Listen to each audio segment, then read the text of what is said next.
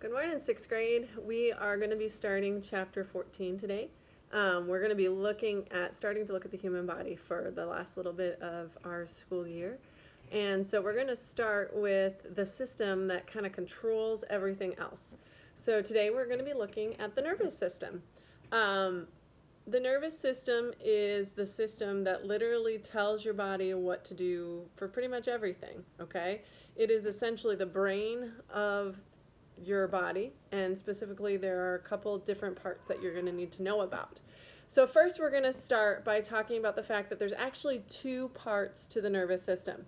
There's the central nervous system and there's the peripheral nervous system. Now today's lesson is going to be on the central nervous system, and tomorrow we're going to look at the peripheral, okay?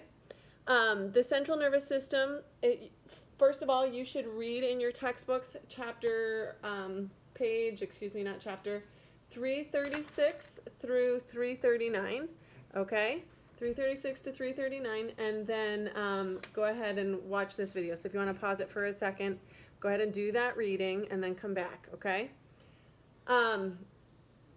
The central nervous system it's broken up into two main parts. The brain, which is essentially the computer of your body, and the spinal cord. And then the peripheral nervous system is going to be all your nerves and how they connect to the brain, okay? But think of your brain for a minute, okay? And think of how God designed it and protected it for you. Like if the brain is your computer, then it's really, really important because it tells everything else what to do.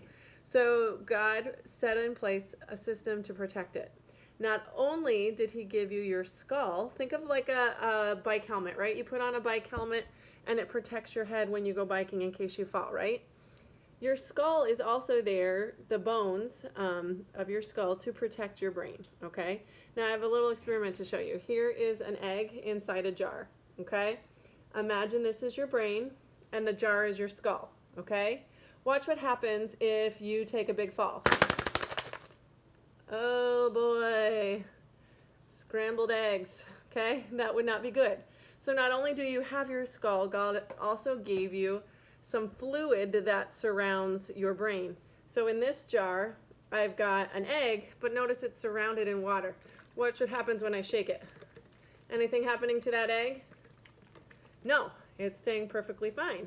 So that egg is protected by the fluid that surrounds it. And the same is true about your brain. You've got your brain and it's got a fluid that surrounds it, and then you have your skull, okay? So we're gonna look specifically at the brain now. Okay, your brain is divided up into a couple different parts that you're gonna need to know about. The first largest part of your brain is your cerebrum, okay? This is, if you look at the picture on page 337, you will see the green, red, gold, and blue parts. All of that is your cerebrum. So it's essentially the main part of the brain that you think about, okay? It's divided into two halves, the left hemisphere and the right hemisphere. Your left hemisphere controls your right side of your body, and your right hemisphere controls the left side of your body.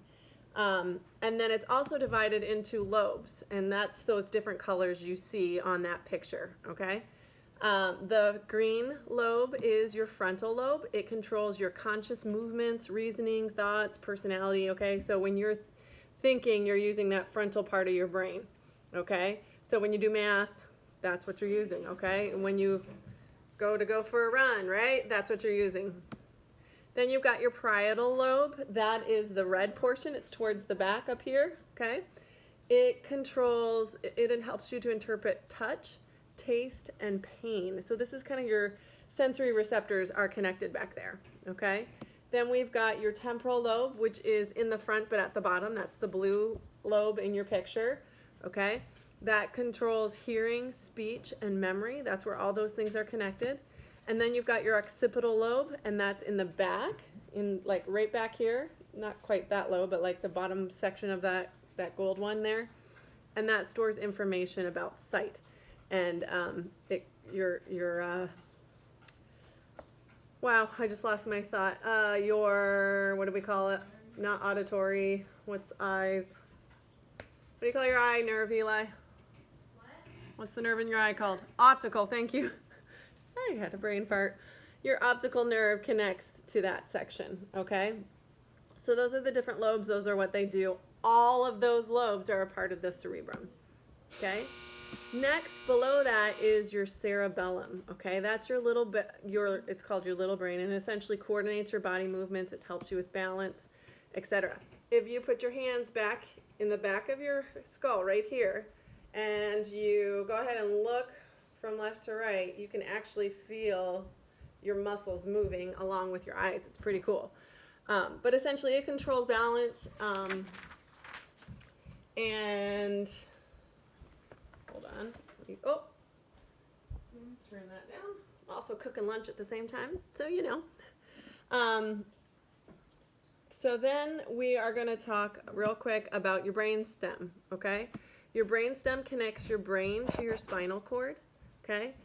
And it helps to control all of the things that you do without thinking, all of those involuntary muscles. So it helps you with your breathing, your heartbeat, your blood pressure, your digestion, essentially anything your body does on its own without you having to think about. Thank God for, right? Thank goodness we don't have to say, okay, Sarah, take another breath. You can do it. But anyways, that's your brain stem, okay? And if you look on page 338, it shows you the blue cerebrum, the red cerebellum, and then that yellow brain stem. And that connects, then there's that fluid that cushions and protects your brain and your spinal cord. Remember this, okay? That's your cerebral spinal fluid, okay? And that just gives that extra layer of protection that God gave you. I'm in the middle of a video, so you're going to have to wait. Thank you. All right, next up is your spinal cord. I want you to look at the picture on page 339 in your textbook while I talk about this, okay? You can pause the video if you need to get there for a second, but you will see a picture of the back of someone's body, okay? And you see the brain, the cerebrum, and then you see the spinal cord coming down, and then you see nerves coming out, and you see also you can see some of the bones, okay? So it shows you what it looks like inside your spinal column in that yellow circle box, okay? You have bones that surround that spinal cord, but essentially all of those nerves are attaching to your spinal cord, which is how all the messages from your hands, like when I feel pain on my hand, how that can travel up my arm to my spinal cord and then up to my brain, okay? So you can check that out on page 339, okay? Now, there is an activity manual sheet for you to do on the spinal cord, okay? Hold on, let me pull it up so you can see it.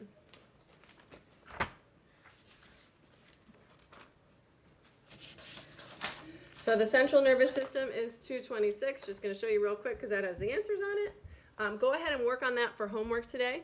And then there is a brain song that I'm going to include also in my links, which is just, you guys love my song. So here's a fun little song about the brain that you can sing and help you to remember the different parts. Okay?